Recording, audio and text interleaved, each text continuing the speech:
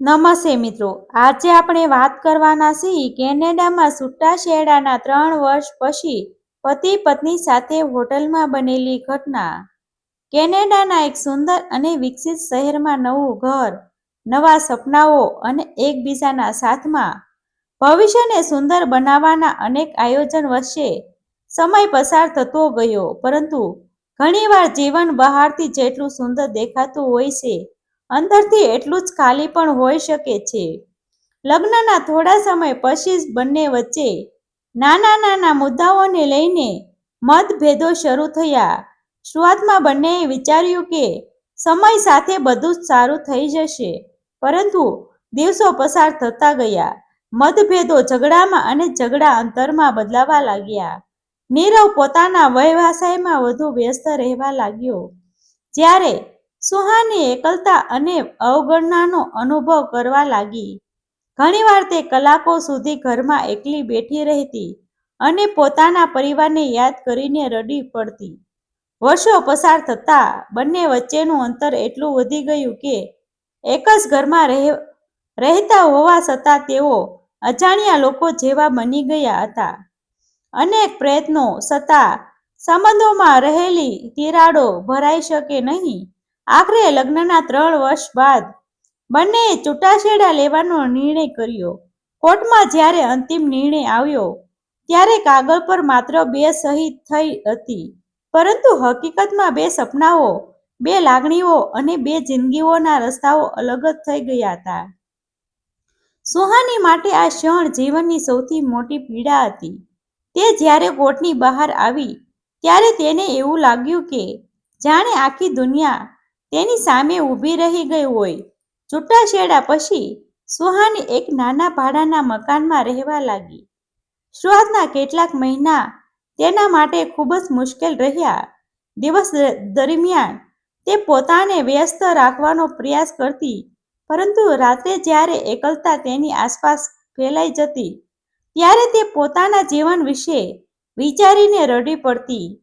તેની પાસે ન તો કોઈ નજીકનો પરિવાર હતો અને ન તો કોઈ એવો મિત્ર જે તેની પીડાને સમજી શકે. ઘણા લોકોએ તેને સલાહ આપી કે તે ભારત પાછી ફરી જાય, પરંતુ સુહાનીએ નક્કી કર્યું કે તે ભાગશે નહીં. તે પોતાની ઓળખ પોતાની મહેનતથી બનાવશે. એક દિવસ તેણે પોતાના જીવનમાં મોટો નિર્ણય લીધો. તેને બાળપણથી જ રસોઈ બનાવવાનો ખૂબ શોખ હતો. પરિવારના દરેક સભ્યોને તેની બનાવેલી વાનગીઓની પ્રશંસા કરતા હતા.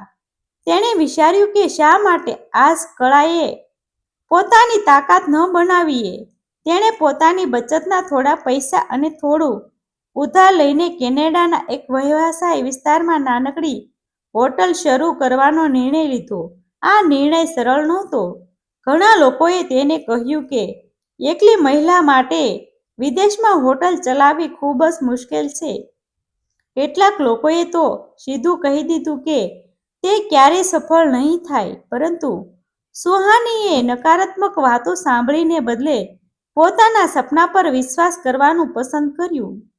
કેટલાક મહિનાની તૈયારી પછી આખરે તેની નાનકડી હોટલ શરૂ થઈ.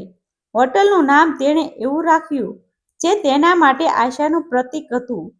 શરૂઆતના દિવસોમાં તે સવારે વહેલી ઉઠતી, આખી હોટલ સાફ કરતી, બજારમાંથી તાજી સામગ્રી લાવતી અને કલાકો સુધી રસોડામાં મહેનત કરીને ભોજન તૈયાર કરતી.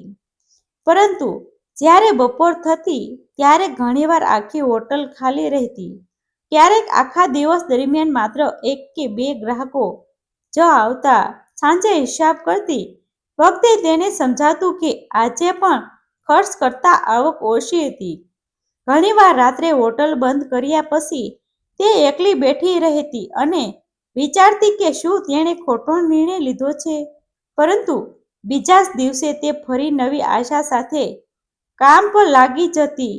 તેના ચહેરા પર ક્યારેક નિરાશા દેખાતી નહોતી. જે પણ ગ્રાહક હોટલમાં આવતો, તે તેનું સ્મિત સાથે સ્વાગત કરતી. તે દરેક ગ્રાહકોને પરિવારના સભ્યની જેમ સન્માન આપતી. ભોજનમાં તે માત્ર સ્વાદ જ નહીં, પરંતુ લાગણી પણ પીરસતી હતી. ધીમે ધીમે લોકો તેની હોટલ વિશે વાત કરવા લાગ્યા. કેટલાક ગ્રાહકો પોતાના મિત્રો અને પરિવારજનોને પણ ત્યાં લઈને આવવા લાગ્યા. લોકોને માત્ર ભોજનનો સ્વાદ જ નહીં, પરંતુ સુહાનીનો નમ્ર સ્વભાવ અને તેની મહેનત પણ પસંદ આવવા લાગી. થોડા મહિનાઓમાં તેની હોટલમાં ગ્રાહકોની સંખ્યા વધવા લાગી. હવે તે રાત્રે થાકીને ઘરે પહોંચતી, પરંતુ તેના ચહેરા પર સંતોષ જોવા મળતો. સમય પસાર થતો ગયો અને એક દિવસ એવું આવ્યું કે તેની હોટલ શહેરના લોકો માટે પસંદગીનું સ્થાન બની ગઈ. જે મહિલા એક સમય પોતાના જીવનથી હારી ગઈ હતી, તે આજે પોતાની મહેનતથી સફળતાની નવી કહાની લખી રહી હતી. પરંતુ તેને ખબર નહોતી કે નસીબે તેના માટે હજુ પણ એક એવી ઘટના લખી રાખી હતી, જે તેના ભૂતકાળને ફરી એકવાર તેની સામે લાવીને ઊભું કરશે. એક ઠંડી સાંજે હતી. બહાર ધીમો વરસાદ પડી રહ્યો હતો. હોટલમાં ગ્રાહકોની અવરજવર ચાલુ હતી. સુહાની કાઉન્ટર ઉપર ઊભી રહીને હિસાબ જોઈ રહી હતી. એ જ સમયે હોટલનો દરવાજો ધીમેથી ખુલ્યો અને અંદર એક મધ્ય વયનો વ્યક્તિ પ્રવેશ્યો. લાંબી મુસાફરીથી થાકેલો તે વ્યક્તિ સીધો એક ખાલી ટેબલ ઉપર જઈને બેસી ગયો. તેને મેનુ હાથમાં લીધું અને ભોજનનો ઓર્ડર આપ્યો. સુહાનીએ હંમેશની જેમ રસોડામાં ભોજન તૈયાર કરવાનું શરૂ કર્યું, પરંતુ જ્યારે તે પોતાના હાથમાં ભોજનની થાળી લઈને ટેબલ તરફ આગળ વધી રહી હતી, ત્યારે અચાનક તેની નજર તે વ્યક્તિના ચહેરા પર પડી. તેના પગ એક ક્ષણ માટે થંભી ગયા. બીજી તરફ તે વ્યક્તિએ પણ જેમ જ નજર ઊંચી કરી, તેમ તેના ચહેરાનો રંગ બદલાઈ ગયો. તે અચાનક ખુરશી ઉપરથી ઊભો થઈ ગયો, કારણ કે વર્ષો પછી બંને ફરી એકબીજાની સામે ઊભા હતા. હોટલના મધ્યમાં ઊભેલા તે બંને લોકો માટે જાણે સમય થંભી ગયો હોય. બહાર વરસાદના ટીપાં કાચ પર અથડાઈ રહ્યા હતા, પરંતુ અંદર વર્ષો જૂની યાદોનું વાવાઝોડું ફૂંકાઈ રહ્યું હતું. સુહાનીના હાથમાં રહેલી ભોજનની થાળી હજુ પણ ધીમી ધીમી ધ્રુજી રહી હતી.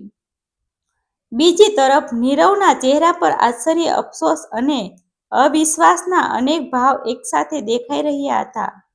તેણે ક્યારેય વિચાર્યું પણ નહોતું કે જીવનમાં ફરી એક દિવસ તે પોતાની ભૂતપૂર્વ પત્નીને આ રીતે મળશે, તે પણ એવી સ્થિતિમાં જ્યાં સામે ઊભેલી મહિલા હવે તૂટી ગયેલી નહીં, પરંતુ પોતાની મહેનતથી ઊભી થયેલી એક સફળ વ્યક્તિ હતી.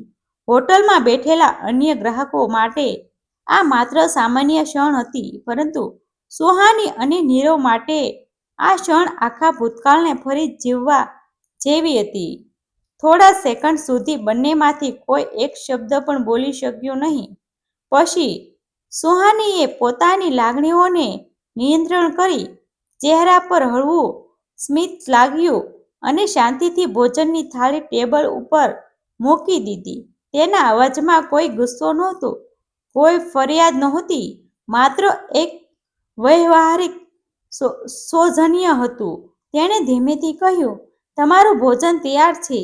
જો બીજી કોઈ જરૂર હોય તો જરૂર કહેજો." એટલું કહીને તે પાછી ફરી અને કાઉન્ટર તરફ ચાલવા લાગી. નીરવ હજુ પણ ઊભો જ હતો.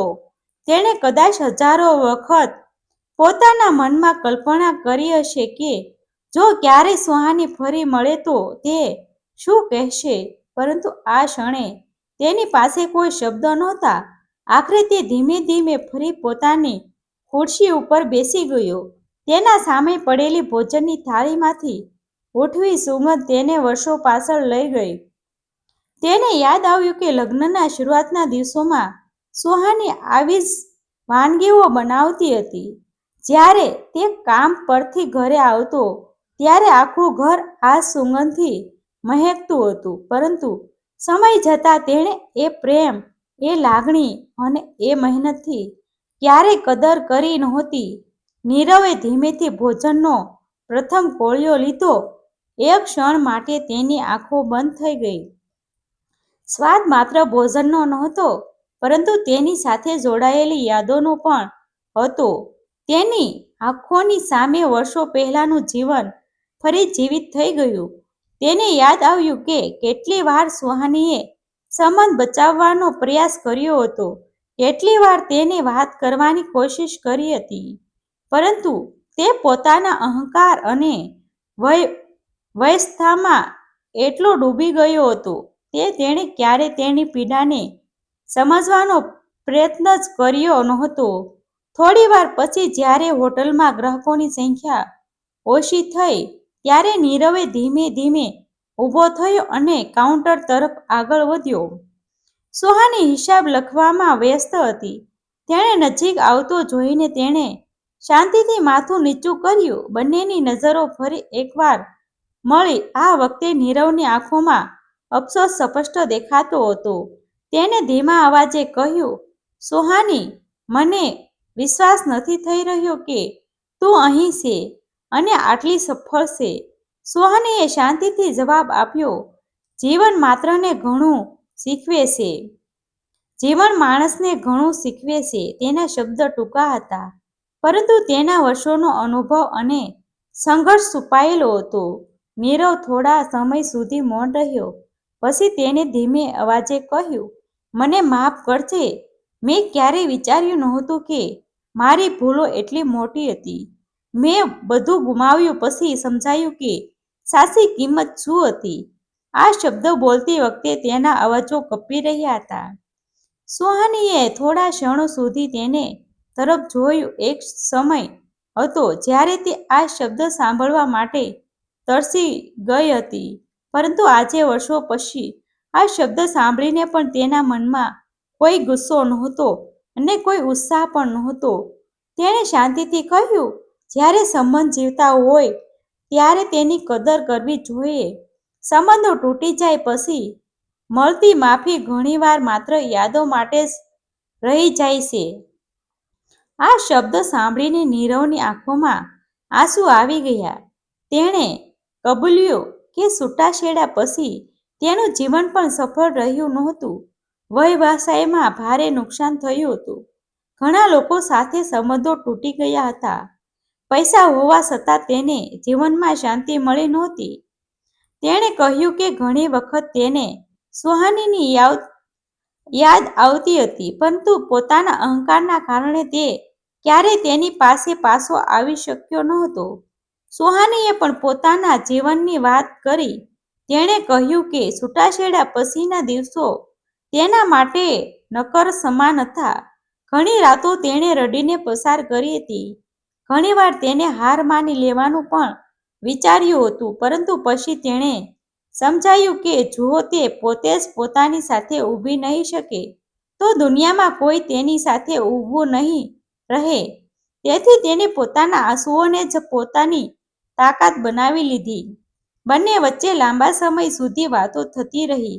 વર્ષોનો ભાર જાણે ધીમે ધીમે હળવો થવા લાગ્યો. પરંતુ હવે આ મુલાકાત કોઈ જૂના સંબંધોને ફરી જીવિત કરવાની નહોતી. આ મુલાકાત માત્ર એકબીજાને સમજવાની અને ભૂતકાળને સ્વીકારવાની હતી. રાત્રિ ઘણી થઈ ગઈ હતી. હોટલ લગભગ ખાલી થઈ ગઈ હતી. નીરવે પોતાના ખિસ્સામાંથી પૈસા કાઢીને બિલ ચૂકવવાનો પ્રયાસ કર્યો, પરંતુ સુહાનીએ હળવા સ્મિત સાથે કહ્યું, આજે આ ભોજનની કિંમત પૈસાથી નહીં ચૂકવાય. આજે આ માત્ર એક જ જૂની ઓળખાણ માટેનું સન્માન છે. આ શબ્દ સાંભળીને નીરવ સંપૂર્ણપણે નિઃશબ્દ થઈ ગયો. તેની આંખોમાંથી આંસુઓની ધાર વહેવા લાગી. તેણે ધીમેથી કહ્યું, તું ખરેખર જીતી ગઈ, સુહાની, અને હું મારી જાત સામે હારી ગયો. સુહાનીએ જવાબ આપ્યો, આ જીત કે હારનો પ્રશ્ન નથી. આ જીવનમાંથી શીખેલા પાઠનો પ્રશ્ન છે. થોડા સમય પછી નીરવ હોટલના દરવાજા તરફ આગળ વધ્યો. બહાર વરસાદ હવે બંધ થઈ ગયો હતો. તેણે એકવાર પાછળ ફરીને આખી હોટલ તરફ જોયું. સામે કાઉન્ટર પાછળ ઊભેલી સુહાની હવે એક તૂટેલી પત્ની નહોતી, પરંતુ પોતાના સંઘર્ષથી સફળતાની નવી ઓળખ બનાવનાર એક મજબૂત મહિલા હતી. નીરવ ધીમે ધીમે બહાર ચાલ્યો ગયો. સુહાનીએ પણ એક ઊંડો શ્વાસ લીધો અને ફરી પોતાના કામમાં વ્યસ્ત થઈ ગઈ, કારણ કે તેણે જીવનમાં એક સૌથી મોટો પાઠ શીખી લીધો હતો. જીવનમાં કોઈ વ્યક્તિ આપણને છોડીને જઈ શકે છે, પરંતુ જો આપણે પોતાને ન છોડીએ તો એક દિવસ સફળતા અને આત્મસન્માન ચોક્કસપણે આપણી સાથે ઊભા રહેશે. અને કદાચ એ જ આ કહાનીનો સૌથી મોટો સત્ય હતો. ડિસ્ક્લેમર: આ કહાની મનોરંજન અને પ્રેરણાત્મક હેતુ માટે રજૂ કરવામાં આવી છે. તેમાં દર્શાવવામાં આવેલા ઘટનાઓ અને પાત્રો વાસ્તવિક જીવનની પરિસ્થિતિઓથી પ્રેરિત હોઈ શકે છે. આભાર મિત્રો. ગમે તો શેર કરી દેજો.